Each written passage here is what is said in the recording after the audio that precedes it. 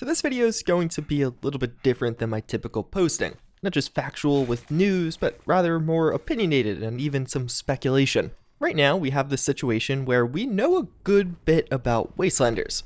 We saw gameplay, we know about some of the major systems making a return, human NPCs, dialogue choices, skill checks, the Fallout 3 style of dialogue. We've gotten a look at some of the new weapons coming back and a variety of other things. There's still a lot we don't know, but what we've seen, I think for many, looks exciting. It's that return to a single player-esque Fallout that so many have wanted from day one and so many have been asking for the past year and a half. So with that in mind, I thought it'd be an interesting time to actually discuss what does Fallout 76 actually need to do with this DLC or just over this next year to actually kind of have that comeback, that No Man's Sky-esque approach that many are hoping comes or at least begins with Wastelanders, that perhaps by the end of 2020 or even in just a few months, Fallout 76 is viewed in a much higher light than it is right now. What needs to happen for that to be achieved? In this video, I just want to give my thoughts and opinions on that, as it is a very interesting topic. And I think in particular, it's a good question to ask yourself, depending on where you fall on the spectrum. If you're somebody who very much so loves the game, if you're somebody who very much so hates the game, or maybe you're just somewhere in the middle and just never found the concept interesting, so never gave it a try.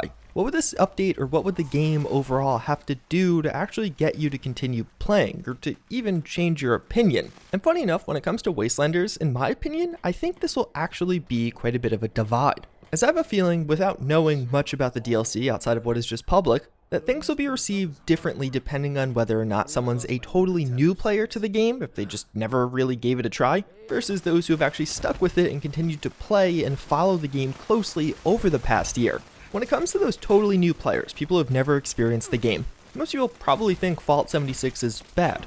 The game has achieved meme status simply because of how many problems it had and just its persistence in the news as a result of some of those problems. It's been pretty quiet as of late, but for a while there, it was seemingly never-ending. And if you're just a casual gamer and don't follow Fallout or Fallout 76 super closely, you probably just have negative connotations with it as a result of just reading headlines, or even if you read some of the articles. Although, the very interesting part of this is, although it still does carry over somewhat with Wastelanders, I think people overall are a lot more hopeful with Wastelanders. It doesn't have that same negative connotation or the negativeness overall as the base game does. So something I fully envision happening is, as long as Wastelanders isn't absolutely broken, horrible, or self-deleting on release, a lot of people will come to Fallout 76 to give Wastelanders a try and actually start to enjoy some of those older features.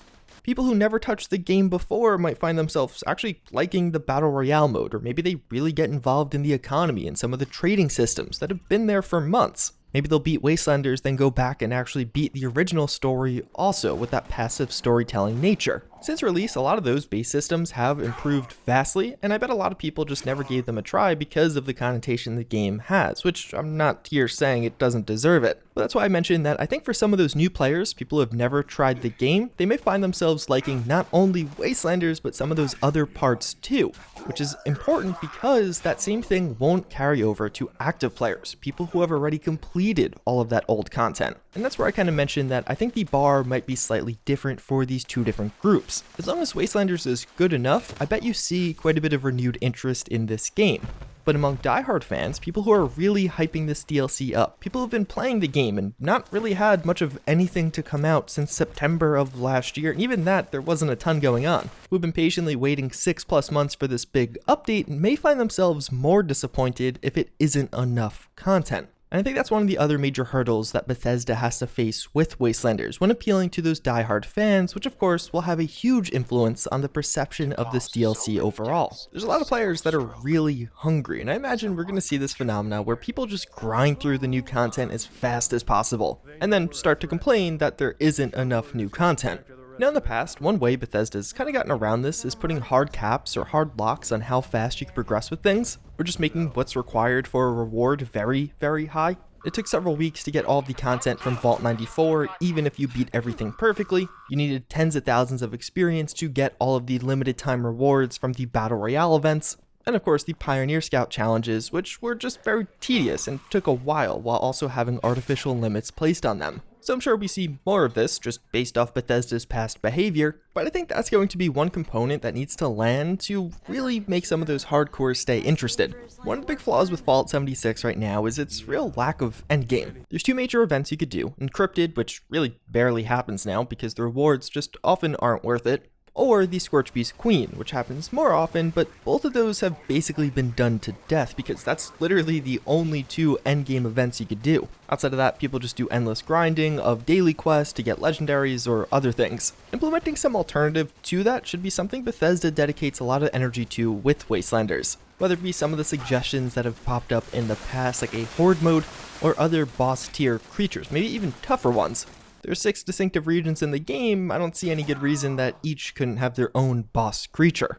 And it's actually as a result of this that I could see Wastelanders landing better among casual or kind of uninformed fans more so than those hardcore ones. Of course, outside of that, there's the obvious things. Bethesda, I think, has to almost do like a meme killer run, address some of the exploits, hacks, persistent bugginess. Like when you play the game right now, even over just the past week recording some of my videos, I encountered a plethora of bugs. Most of these are minor, funny, and not really that big of a deal, but like, why is this wolf just disappearing in the ground, then popping up inside of a Brahmin? Literally 60 seconds later, why did the sheep squatch just appear above ground and not go through the jumping animation? I just don't know what's going on here. This stuff has to be fixed now. It's been a long time. Although funny enough, I feel like that honestly isn't as big of a deal. I feel like if that core content, the new stuff added to the game, is actually pretty good, people start to overlook some of these other issues. That assuming they remain as minor as they are right now. But hopefully with the 4 months of PTS work, things will actually be better, hopefully. Bethesda will have some genuine feedback on miscellaneous bugs, but one of the big things that I think will be defining around this DLC, just as far as how good it makes Fallout 76, is how much new content and how much replayability from that content. I think Wastelanders has a lot of potential to have the initial bump. Everyone will just like what we get for the first couple of days.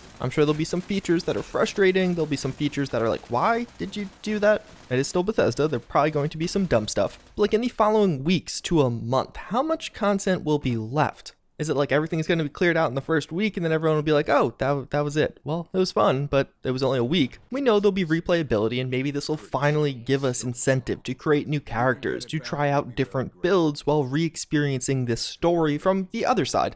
There's apparently going to be some kind of cutoff point, so if you're progressing both the Raider and the Settler questline, at one point you have to pick one. So that right there is incentive to try something else, but even a lot of other things, smaller things. Side quests and just exploring the beautiful world they've crafted here. How many small interactions are there going to be there in just a random shack? Although I think the upfront appeal will play a major role in how well this is received, because I'm sure most media outlets won't try multiple playthroughs, but will just go through one and put a review out on that. Over the long haul, if they want to keep people interested in Fallout 76, they either have to have a good amount of core content or subsequent updates. And I have a feeling that subsequent update approach might be what we're seeing with Wastelanders, and I think that could be a potential solution to this issue of keeping players interested. With Wild Appalachia, which to me is Bethesda's most successful DLC for Fallout 76, there's new content just every week or every other week. People are constantly coming back to the game, trying out the new update, the new feature, and I bet we see that post Wastelanders. You get the big new update with all the story and some of the new features, but then some of the other features are parted out as subsequent updates to keep you interested.